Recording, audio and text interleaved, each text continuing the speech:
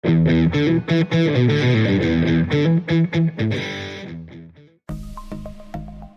Market is an easy game if you learn technical analysis. তবুও খুব কম মানুষই আছেন যারা এই টেকনিক্যাল অ্যানালিসিসটিকে খুব ভালো করে রপ্ত করতে পেরেছেন।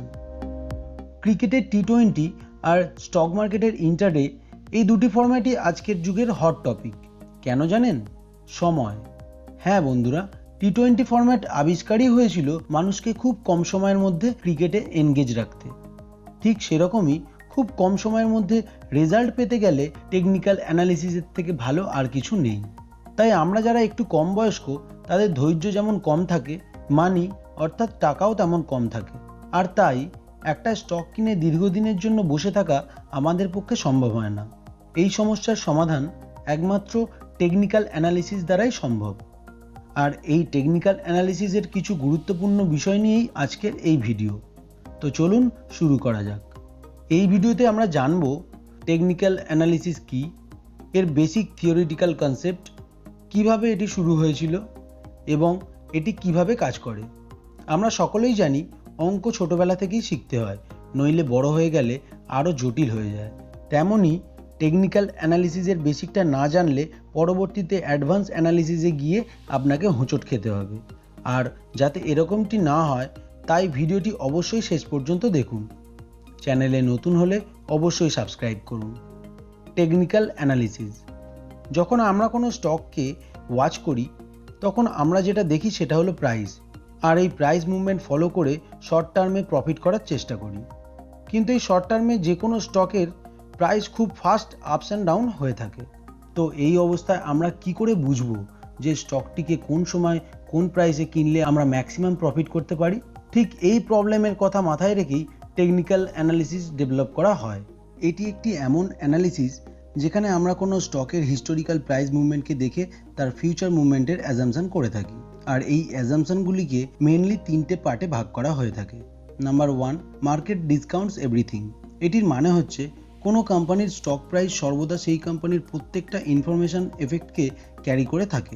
তাই ওই কোম্পানি রিলেটেড কোনো ইনফরমেশনই কোম্পানির শেয়ার প্রাইসকে পরিবর্তন করতে পারবে না। অর্থাৎ কোম্পানি রিলেটেড যত ফান্ডামেন্টাল ফ্যাক্টরস, মানে কোম্পানির business quality, profit potential, earning prospects, এরকম যাবতীয় বিষয়ের এফেক্ট ওই কোম্পানির স্টক প্রাইসের মধ্যে সর্বদা সামিল থাকে। তাই এই সব ফান্ডামেন্টাল ফ্যাক্টরসগুলিকে আলাদা করে দেখার কোনো প্রয়োজন নেই।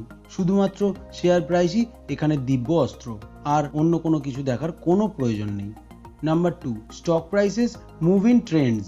অর্থাৎ প্রত্যেকটি স্টকের প্রাইস একটি নির্দিষ্ট ট্রেন্ডকে ফলো করে থাকে। মানে প্রত্যেকটি স্টকের প্রাইসই নির্দিষ্ট কোনো প্যাটার্নকে ফলো করে কমে বা বাড়ে।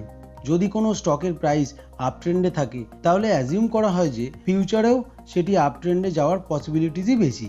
সেরকমই কোনো স্টকের প্রাইস যদি ডাউন ট্রেন্ডে থাকে তাহলে ধরে নেওয়া হয় যে ফিউচারেও সেটি ডাউন ট্রেন্ডেই মুভ করবে।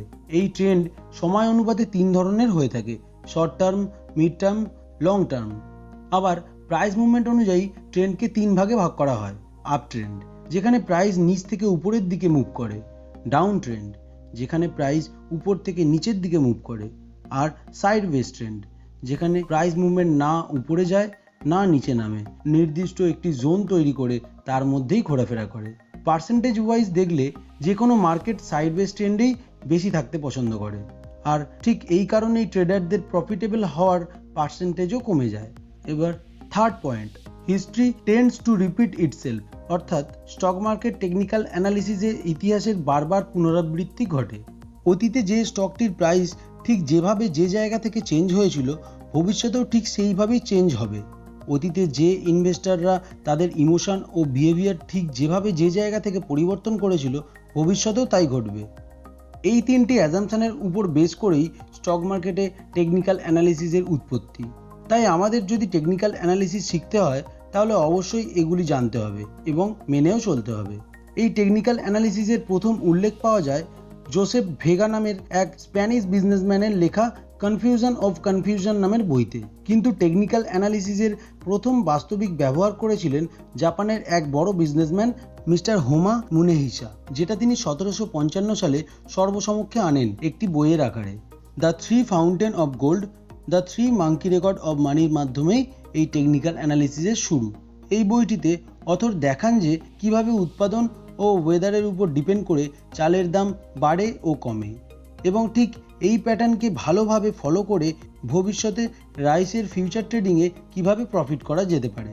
কিন্তু আমরা যে টেকনিক্যাল অ্যানালিসিস করে থাকি সেটা ডাও থিওরির ওপর বেসড, যেটা চার্লস ডাওয়ের লেখা 255 Wall Street journal editorial articles থেকে নেওয়া হয়েছে, যেটা তার মৃত্যুর পর পাবলিশ করা হয়। এবং এই মডার্ন এরাতেও এই জার্নালটির গুরুত্ব অপরিসীম। তো যাই হোক, চলুন জেনে নিই টেকনিক্যাল অ্যানালিসিস কিভাবে ইউজ করে ট্রেডিং করা হয়। আমরা জানলাম যে কোনো স্টকের প্রাইস মুভমেন্ট তার অতীতকে ফলো করে, কিন্তু সেই প্যাটার্নকে ফলো করে আমরা বুঝবো কিভাবে যে স্টকটি একটি গুড মুভ দেবে। এই সমস্যার সমাধানের জন্যই আমাদেরকে অতীতের কিছু ডেটা পয়েন্টকে ফলো করতে হয়, যেমন হিস্টোরিক্যাল ট্রেন্ডস, ক্যান্ডেল চার্টস ও ইন্ডিকেটরস, যেগুলি দেখলে বোঝা যায় যে অতীতে স্টকটির ডেটা চেঞ্জ হওয়াতে তার প্রাইসে কী ইম্প্যাক্ট পড়েছিল আর সেই ইম্প্যাক্ট কতদিন চলেছিল।